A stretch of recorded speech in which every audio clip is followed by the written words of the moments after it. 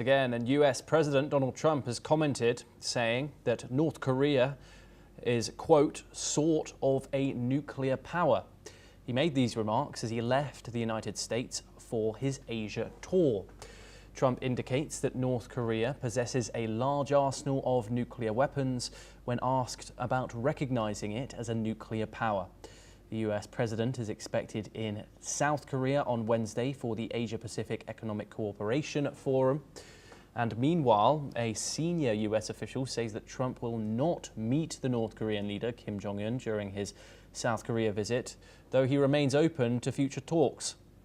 The US media have previously reported officials from his administration that have privately discussed setting up for a meeting between Trump and Kim Jong-un, who he last spoke to in 2019.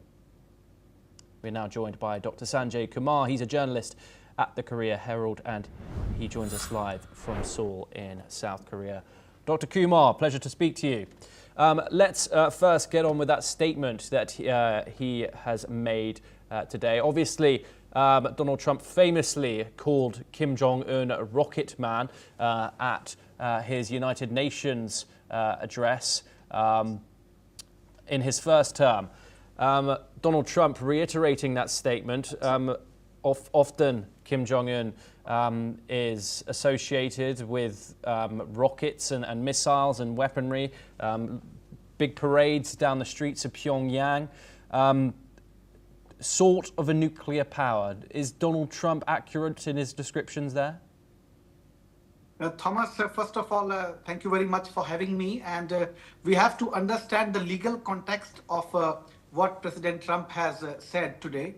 When he says a sort of a nuclear country, state, that does not mean that United Nations or US is recognizing the nuclear potential of North Korea. In conversational words, we use such sort of expressions. So it's very much a conversational style of President Trump. It should be seen in that way. And there is a legal logic behind it as well, because in 2003, North Korea already, declined to agree with the NPT, and it does not recognize North Korea also as a nuclear power state. So this legal context is not here in this President Trump's citing right now. And also, it should not be forgotten that in 2006, United Nations have issued sanctions against North Korea as well. So I'm not going to discuss from the negative angle, but what is positive here is President Trump's efforts of personal diplomacy that he's trying to forge with North Korea's Kim Jong-un. So it should be seen in that way right now. And as you know, President Trump is going to attend the APEC meeting. Just this morning, we also came to know in South Korea that there is a possible President Trump and President Xi of China's meeting.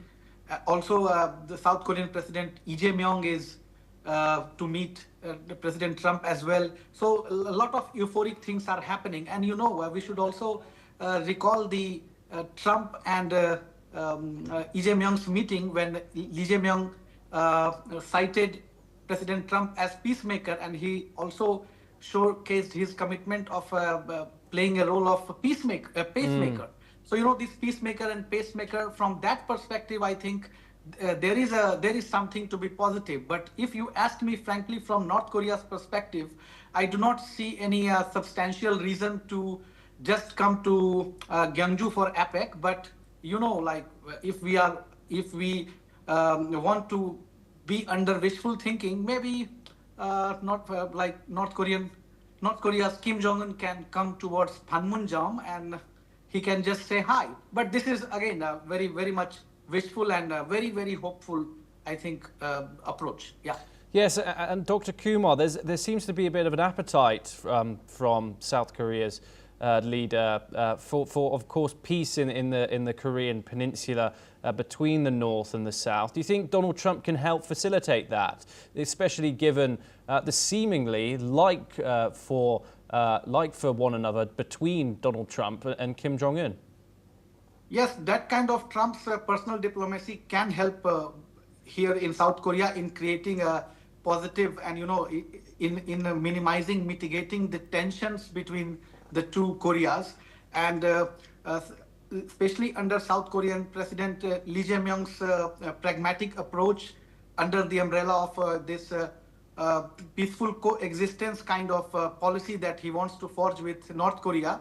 And recently he has even mentioned during his interview with CNN that he is ready to like not confront but to somehow agree with some of the like nuisance we should say, and the aggressive behavior and aggressive approach of North Korea. So South Korea had been tolerating, and President Lee Jae-myung was trying to justify that yes, for a peaceful inter-Korean relations, we have to. I mean, South Korea has to tolerate sometimes some things.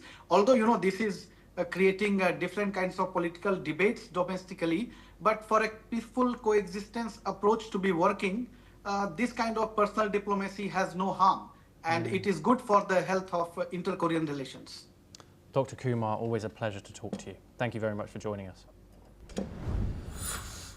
We now move on over to Southeast Asia, where Vietnam's lawmaking body, Vietnam's National Assembly, has confirmed the appointment of the 2 new deputy prime ministers and 3 ministers. The additional deputy prime ministers include former Minister of Home Affairs Tham Thi Than Tra and former Communist Party chief of Gia Lai Province, Ho Kok Dong. This has raised the number of deputy prime ministers in the country's government to 9. The Assembly also confirmed the appointments of the Ministers of Foreign Affairs, Agriculture and Home Affairs. The Vietnam's National Assembly began its final session of the year on Monday, which will last until December the 11th. Well, that is all that we have time for. Keep tuned on NewsX.